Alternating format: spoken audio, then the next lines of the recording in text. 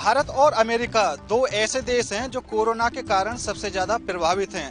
पहले Joe Biden ने भारत के कोरोना वैक्सीन बनाने के माल पर निर्यात बंद कर दिया था, लेकिन अब सहायता के लिए भी जो बाइडेन आगे आ रहे हैं। लेकिन यह एनएसए अजीत डोभाल और अमेरिकी एनएसए के बीच बातचीत में फैसला लिया गया है।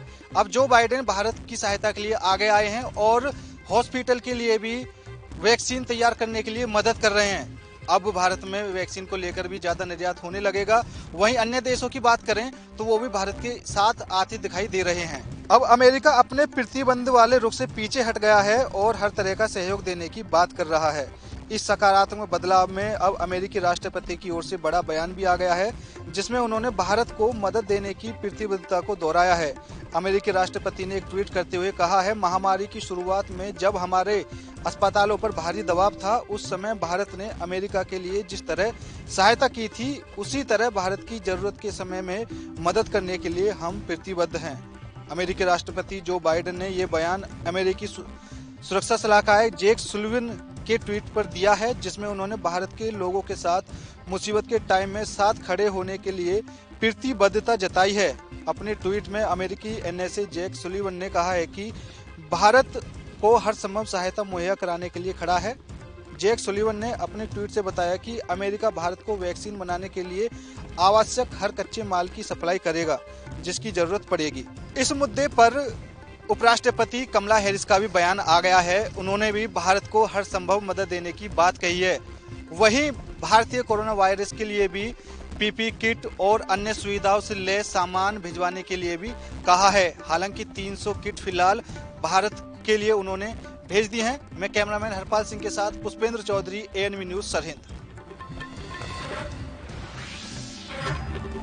लाल किला हिंसा से जुड़े मामले में आज 30 हजारी कोर्ट ने दीप सिद्धू को राहत दी है। जी हां, आपको बता दें 30 हजारी कोर्ट ने आज दीप सिद्धू को जमानत पे रिहा कर दिया है। 25,000 के निजी बॉन्ड भरने की शर्त पे कोर्ट ने जो है दीप सिद्धू को राहत दी है। आपको बता दें पिछले कई महीनों से दिल्ली में किसान आंदोलन चल रहा है। तमाम किसान जो है धरने पे बैठे हुए हैं। दिल्ली के तमाम बॉर्डर्स पे किसान जो है अपनी मांगों को लेकर डटे हुए हैं। इसी किसान आंदोलन को बल देने के लिए बीते 26 जनवरी को एक ट्रैक्टर रैली निकाली गई थी। दिल्ली पुलिस से इसकी बात को लेकर परमिशन मांगी गई थी। हालांकि कुछ शर्तों के बाद दिल्ली पुलिस ने तमाम किसानों को जो है रैली करने की परमिशन दे दी थी। लेकिन उसी दिन जो है 26 जनवरी के दिन लाल किले पर हिंसा हुई थी, जिसका माना जा रहा है कि दीप सिद्धू उस हिंसा को भड़काने में नेतृत्व कर रहे थे, जिसको लेकर दिल्ली पुलिस ने दीप सिद्धू के खिलाफ जो है एफआईआर दर्ज कर ली थी। हालांकि इससे पहले ही दीप सिद्धू तिहाड़ जेल से बाहर निकल पाता, दिल्ली पुलिस ने एक दूसरे मामले में दीप सिद्धू को गिरफ्तार कर लिया और आज कोर्ट ने दूसरे मामले में जो है दीप सिद्धू को राहत दी है। आर्कियोलॉजी सर्वे ऑफ इंडिया की तरफ से ये एफआईआर दर्ज की गई थी, जिसमें आज दीप सिद्धू को राहत मिली है। एएनबी के लिए अदिति विश्वकर्मा की रिपोर्ट। देश में कोरोना संक्रमण लगातार तेजी से अपने पैर पसार रहा है, लेकिन इसी बीच देश के तमाम सारे राज्यों में विधानसभा के चुनाव, उपचुनाव और कई राज्यों में तो त्रिस्तरीय पंचायत चुनाव भी हो रहे हैं। लेकिन सरकारें हैं कि चेतने का नाम नहीं ले रही हैं और जनता है कि त्राहिमाम कर रही है। लेकिन इसी बीच तमाम सारे लोग संवैधानिक संस्थाओं पर भी सवाल उठा रहे हैं कि आखिर सरकार से वो पूछने का काम क्यों नहीं कर रही हैं कि इस कोरोना काल में भी जिस तरीके से चुनाव लगातार कराए जा रहे हैं और जनता है कि हाहाकार मचाई हुई है। लेकिन इसी बीच देश में कोरोना संक्रमण की रफ्तार तेजी से बढ़ने के बीच मद्रास हाईकोर्ट ने चुनाव आयोग को जमकर फटकार लगाई है। हाईकोर्ट ने सोमवार को कोरोना के प्रसार के लिए चुनाव आयोग को जिम्मेदार ठहराया है और कहा है कि कोरोना संक्रमण के रोजाना बढ़ते मामलों के बावजूद चुनाव आयोग ने राजनीतिक पार्टियों को रैलियां करने की इजाजत कैसे दे दी। देश में कोरोना की दूसरी लहर के प्रसार के बाद भी आयोग ने चुनावी रैलियों पर प्रतिबंध आखिर क्यों नहीं लगाया। दरअसल मद्रास हाईकोर्ट ने चुनावी रैलियों के दौरान कोरोना नियमों के पालन को सुनिश्चित कराने में असफल रहने पर चुनाव आयोग को फटकार लगाई। मुख्य न्यायाधीश संजीव बनर्जी ने कहा, कोरोना की दूसरी लहर के लिए केवल चुनाव आयोग जिम्मेदार है।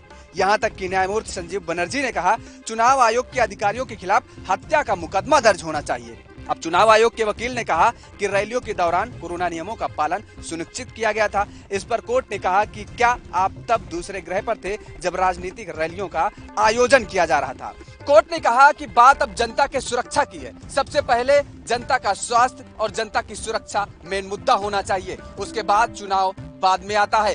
लेकिन उसके साथ ही आपको बता दें कि मद्रास हाई कोर्ट ने सरकार को, साथ ही इलेक्शन कमीशन को चेतावनी देते हुए वो कहा है कि वो स्वास्थ्य सचिव के साथ बैठक करके एक ब्लूप्रिंट निकाले और उस ब्लूप्रिंट के माध्यम से पूरा खाका तैयार करे और ये सुनिश्चित करे कि आने वाले 2 मई में जब विधानसभा चुनावों के रिजल्ट घोषित होंगे तो उस दौरान कोरोना के प्रोटोकॉल के नियम फॉलो किए जाएंगे। वीडियो जर्नलिस्ट हरिपाल के साथ मैं योगेश पांडे, ANB न्यूज।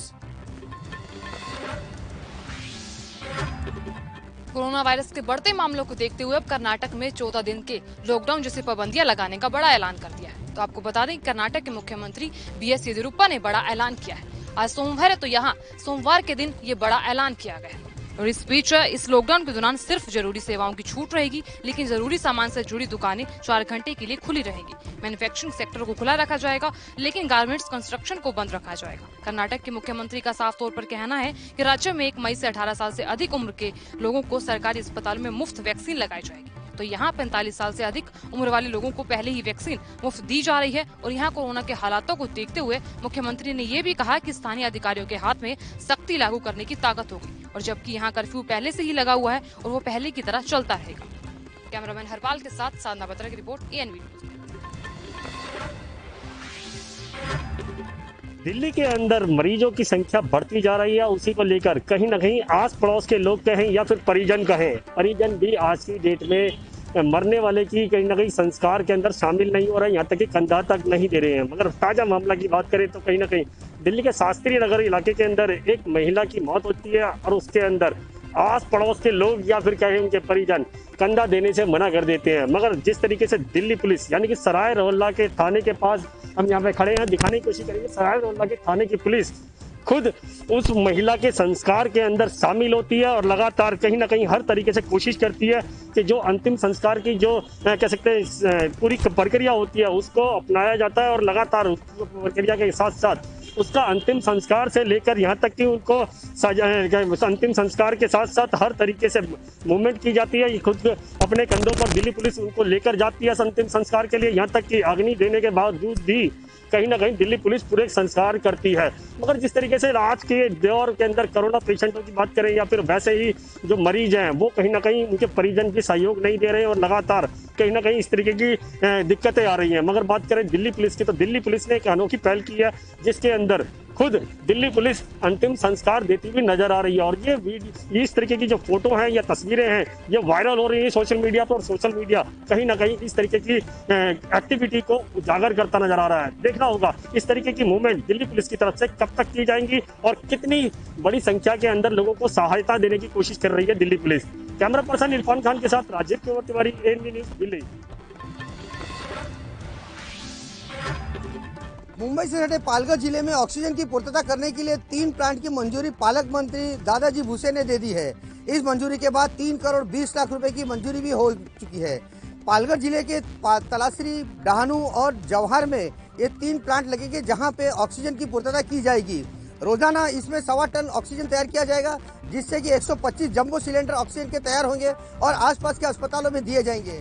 जिले में जवार, डाहनू और पालघर में 125 जंबो सिलेंडर ऑक्सीजन निर्मित का प्रकल्प जल्द ही शुरू होने वाला है। इस प्रकल्प के लिए माननीय जिलाधिकारी जी ने 3 करोड़ 20 लाख की राशि रखी हुई है।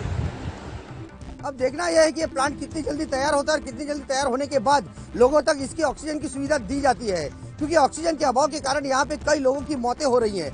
जहाँ पे एक और ऑक्सीजन नहीं मिल रहा है वहीं दूसरे अस्पताल में लोग परेशान हैं। यहाँ पर अस्पताल में न ऑक्सीजन है और कई अस्पतालों में ना तो ऑक्सीजन है, ना आइसोलेशन सेंटर है बराबर से और ना ही बाकी सुविधाएं हैं। लेकिन मरीज दर बदर भटक रहा है।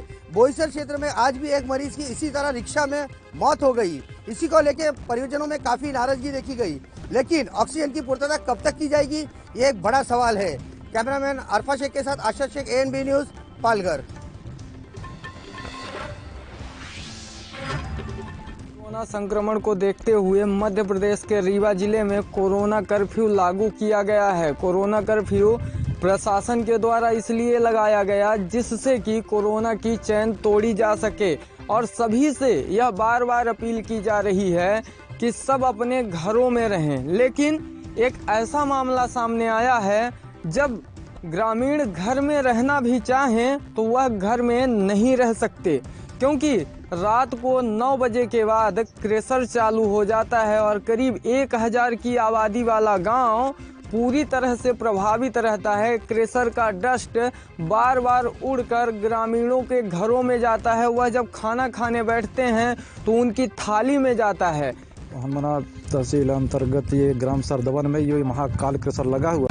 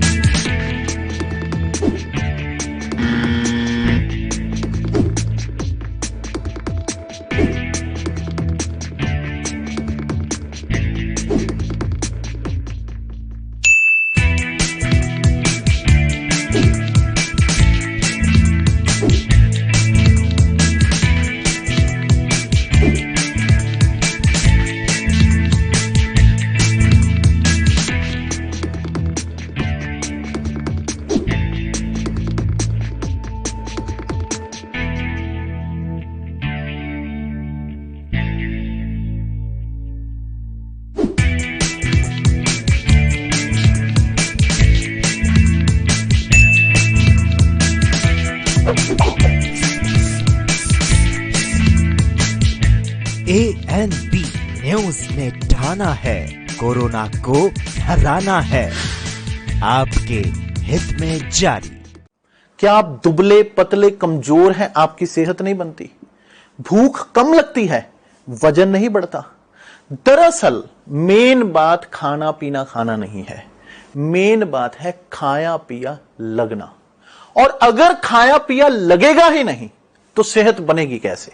इसलिए हमारी संस्था सन्यासी आयुर्वेदा ने एक ऐसी दवा बनाई है जो कि आपके पाचन तंत्र को, आपके लीवर सिस्टम को ठीक करने का काम करती है, ताकि आप जो भी खाएं उसका पूरे का पूरा निचोड़ आपके शरीर को लगे, आपकी भूख बढ़े, खाया पिया सही से लगे, नया खून बने, हड्डियों में जान आए, वजन बढ़े, ताकत बढ़े, चेहरे पर नूर आए और आप मोटे तगड़े खूबसूरत पर्सनैलिटी के मालिक बन जाएं।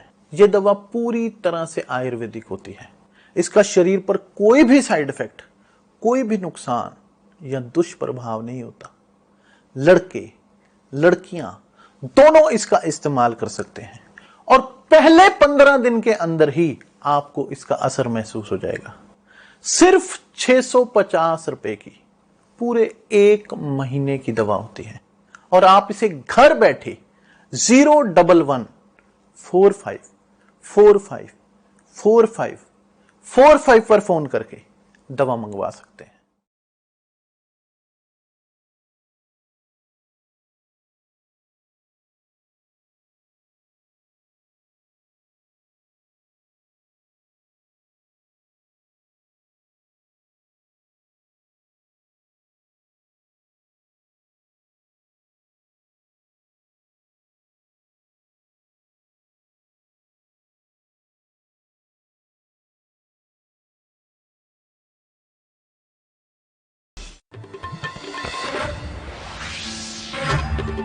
उत्तर प्रदेश में त्रिस्तरीय पंचायत चुनाव का तीसरे चरण का मतदान आज मिर्जापुर में भी सकुशल संपन्न हुआ।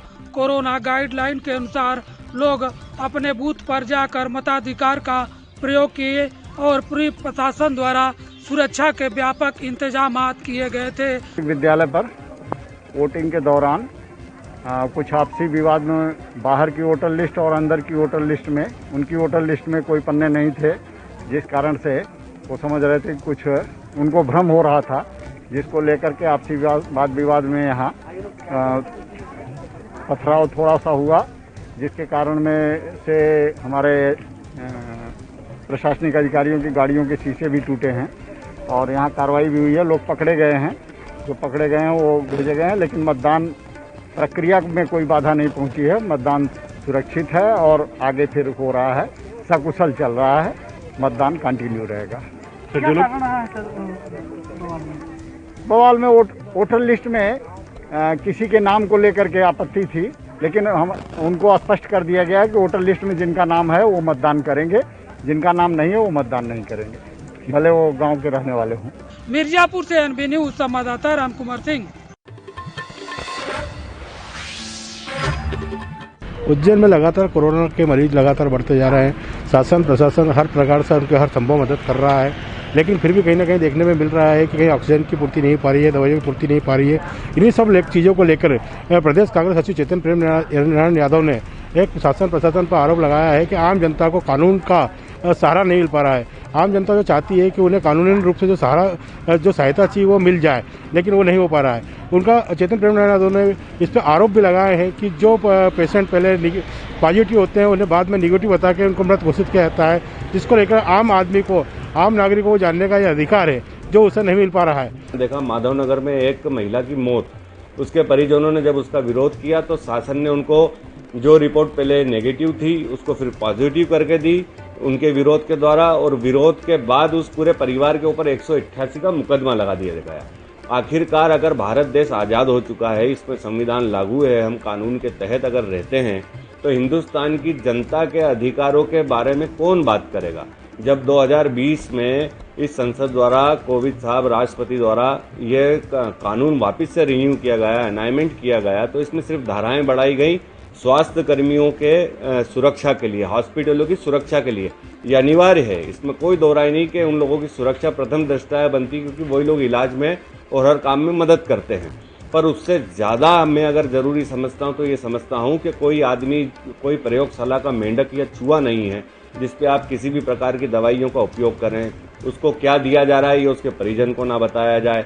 उन्होंने तीखे रूप से शासन को और सरकार को उसको घेरे में लेते हुए कहा है कि ये कानून जो पहले बना था वो अंग्रेजों के समय में बनाया गया कानून था, उसके बाद में 1920 में इसे सरकार ने बनाया है, लेकिन इसमें सीधा स्वास्थ्य विभाग को, पुलिस प्रशासन को और इससे जुड़े हुए लोगों को ही कानूनी सहायता दी गई है, लेकिन आम नागरिकों को इसकी सहायता नहीं दी गई है। उज्जैन से विजेंद्र यादव, एएनबी न्यूज के लिए। 24 घंटे में 450 मरीज मिलने से पूरे जनपद में हड़कंप मच गया है। वहीं स्वास्थ्य विभाग के द्वारा संपर्क में आए लोगों की जांच कराई जा रही है। मथुरा में एक्टिव केसों की संख्या 3000 के पार हो चुकी है। उसको देखते हुए उत्तर प्रदेश के ऊर्जा मंत्री श्रीकांत शर्मा के द्वारा आज अधिकारियों के साथ बैठक की गई और निर्देश दिए गए, क्योंकि देश के प्रधानमंत्री नरेंद्र मोदी जी और उत्तर प्रदेश के मुख्यमंत्री योगी आदित्यनाथ के द्वारा बार बार अपील की जा रही है, लोगों को जागरूक किया जा रहा है कि वो घर में रहें, सुरक्षित रहें, मास्क लगाएं, 2 गज की दूरी बनाएं। कोरोना से बचने का एक यही इलाज है। देखिए, सभी लोग पूरी मेहनत से इस महामारी को परास्त करने में लगे हैं और ये एक महामारी है। जनता के सहयोग से इस महामारी को हम लोग निश्चित रूप से परास्त करें। ये जो सेकेंड ये कोविड की वेव है ये बहुत ज़्यादा खतरनाक है। हम एक ऐसे दुश्मन से लड़ रहे हैं जो अदृश्य है और वो अलग अलग तरीके से हम पर हमला कर रहा है। तो इसमें जो सजगता बहुत आवश्यक है। जो कोविड की गाइडलाइंस हैं उनका हम सब लोग व्यक्तिगत तौर पर उनका अनुपालन करें। सफाई, दवाई, कड़ाई, इसका विशेष ध्यान रखें। और वैक्सीनेशन का ड्राइव पहले से ही चल रहा है। जो 45 साल से ऊपर के लोग हैं, अधिकतर लोग, सभी लोग वैक्सीन ले लें, ये लोग भी हम सुनिश्चित कर रहे हैं। क्योंकि पूरे देश में ये बीमारी दोबारा से फैल चुकी है, उसको देखते हुए प्रशासन और सरकारों के द्वारा पूरी ताकत लगाई जा रही है क्योंकि इसको रोका जा सके। उसको देखते हुए सभी अधिकारियों के साथ उत्तर प्रदेश के ऊर्जा मंत्री श्रीकांत शर्मा के द्वारा यहाँ बैठक की गई। मथुरा से रिंकू शर्मा, एएनबी न्यूज। मैनपुरी में जैन धर्म की 24वें तीर्थंकर भगवान महावीर स्वामी का जन्मदिन बड़े ही धूमधाम से मनाया गया। कोविड के चलते लोगों ने ये त्यौहार अपने अपने घरों में मनाया है। दीपक, झालर, जो भी कार्यक्रम होते हैं वो सारे कार्यक्रम उन्होंने घर में मनाए हैं। दीपक भी जलाए हैं, झालरें भी अपने घरों में डाली हैं और कोविड के चलते सारा कार्यक्रम घर बनाया। उनकी कोई रथ यात्रा नहीं निकाली गई है। लोगों ने इसका पालन भी किया है। समाज के लोगों ने सुबह गरीब तबके के लोगों को सैनिटाइजर और मास्क भी वितरित किए हैं और कहा है कि कोविड की जो नियम है हम उसका पालन करेंगे। 2 गज दूरी, मास्क है जरूरी। कैमरा पर्सन के साथ मैं Umakant Watham, ANB news main. बड़ी चर्चाएं हो रही, यहाँ बाना में लगातार कोरोना जो है यहाँ मंडल कारागार में कोरोना का कहर देखने को मिला। यहाँ मुख्तार अंसारी को कोरोना हो गया है और उसके चलते हुए और 50 कैदियों को कोरोना हो चुका है। डॉक्टर ND शर्मा के द्वारा ये रिपोर्ट जारी की गई है। जेल प्रशासन का ये कहना है कि जो कोरोना पेशेंट हैं उनकी अलग व्यवस्था की जा रही, उनको अलग रखा गया है। कैमरा पर्सन जितेंद्र के साथ देवानंद सिंह, बांदा। त्रिस्तरीय पंचायत चुनाव के तहत जालौन में आज मतदान किया गया। 9 विकास खंडों में 547 ग्राम पंचायत, 25 जिला पंचायत सदस्य व 630 क्षेत्रीय पंचायत सदस्यों के लिए मतदाताओं ने पोलिंग बूथ पर पहुंचकर मतदान किया। वहीं इस दौरान लोगों ने जागरूकता का परिचय देते हुए कोविड-19 के नियमों का पालन किया। जब मतदाताओं से बात की तो उन्होंने बताया कि इस समय कोरोना महामारी का कहर चल रहा है, जिस कारण मास्क लगाकर हम मतदान करने आए हैं, साथ ही सोशल डिस्टेंस का पालन भी कर रहे हैं। कोरोना महामारी से हम लोग जूझ रहे हैं। इस समय पर वोटिंग हो रही है तो हम लोग 2-2 गज की दूरी बनाकर चल रहे हैं और वोटिंग बढ़िया पूर्णतः अच्छी तरह से चल रही है। हमने कोविड प्रोटोकॉल का पालन सुनिश्चित कराया है। प्रत्येक बूथ पर एक आशा को जो है वो सुनिश्चित किया है, जो थर्मल स्कैनर के माध्यम से स्कैनिंग भी कर रही है और यदि तापमान बढ़ा हुआ तो कोविड प्रोटोकॉल का पालन सुनिश्चित किया जा रहा है। सभी को मास्क, सैनिटाइजर, फेस शील्ड दी गई है और हमारा मतदान बहुत अच्छे तरीके से संपन्न हो रहा है। उम्मीद है कि हम अपना मतदान प्रक्रिया को शांतिपूर्वक संपन्न कर लेंगे शाम तक। वहीं जिलाधिकारी ने बताया कि कोविड गाइडलाइन का पालन कराते हुए मतदान प्रक्रिया संपन्न कराई जा रही है। वहीं मतदान केंद्रों पर पर्याप्त मात्रा में सुरक्षा बल तैनात की गई है, जिससे शांतिपूर्वक मतदान हो सके। ANB news Mayank Rajput, Jalaun.